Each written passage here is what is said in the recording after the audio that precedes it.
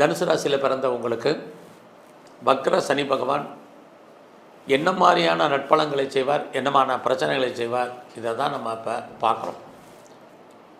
அடுத்து பார்த்திங்கன்னா, நல்ல நட்பு ஃப்ரெண்ட்ஷிப்பை வெளியே பிரிய வேண்டிய காலம்.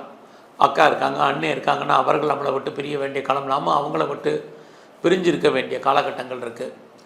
பிஸ்னஸில் பார்ட்னர் நம்மளை விட்டு பிரிய வேண்டிய காலம் அல்லது லைஃப் பார்ட்னர் பிரிவதற்கான வாய்ப்பு, இதெல்லாம் இந்த காலங்களில் அவரால் ஏற்படக்கூடிய கெடுபலங்கள்.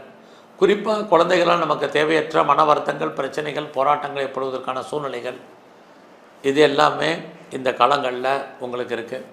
அது மட்டும் இல்லை, உங்களை பொறுத்த வரைக்கும் அவர் உங்கள் ராசியை பார்க்குறது சோம்பேறித்தனத்தை அதிகப்படுத்துவார். நல்லா சுறுசுறுப்பாக இருங்க, ஆக்டிவாக இருங்க, இன்ஆக்டிவாக இருக்காதீங்க. எந்த அளவுக்கு இருக்கீங்களோ அந்த அளவுக்கு நீங்கள் ஜெயிப்பதற்கான வாய்ப்பு. சனினால் டெல்லின்னு அர்த்தம், காலதாமதம்னு அர்த்தம். அதுலேயும் உங்களுடைய 4ஆம் இடத்துல அர்த்தாஷ்டமாக சனியாக இருக்கிறதுனால இருந்தும் இல்லாத மாதிரி வாழ வேண்டிய ஒரு காலகட்டத்தை உருவாக்குவார். அதனால் எல்லா விஷயத்துலேயும் நீங்கள் அடக்கி வாசிக்கணும். குறிப்பாக பிஸ்னஸில் ஹியூஜ் இன்வெஸ்ட்மெண்ட் வேண்டாம். யூக வணிகங்கள் எதையுமே கவனமாக இருங்க, விட்டதை பிடிக்கும் நினைக்காதீங்க. அது ரேஸாக இருக்கட்டும், லாட்ரியாக இருக்கட்டும், ஆன்லைன் பிஸ்னஸாக இருக்கட்டும், ட்ரேடிங்காக இருக்கட்டும், மியூச்சுவல் ஃபண்டில் இன்வெஸ்ட்மெண்ட் பண்ணுறதா இருக்கட்டும், எல்லாத்துலேயும் பொறுமை நிதானமாக இருங்க. ஆக எவ்வளோக்கு அவர் நன்மையை செய்கிறாரோ அவ்வளோக்கு நிறைய பிரச்சனைகளையும் உங்களுக்கு கொடுப்பதற்கான வாய்ப்பு இருக்குது.